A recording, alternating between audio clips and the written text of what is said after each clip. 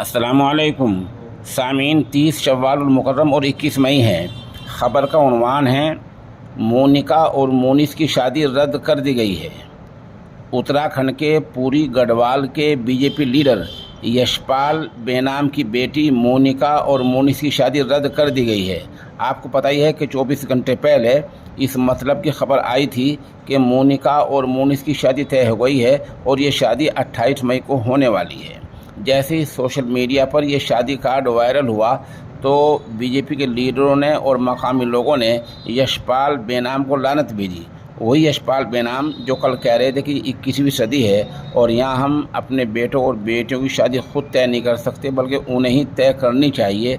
आज उनका बयान ये आया है कि ये शादी रद्द की जा रही है और दोनों ख़ानदानों की सहमति से, दोनों की इत्तिफाक राय से रद्द कर दी गई है। बहरहाल देखना यह है कि मामले का अंजाम क्या होता है।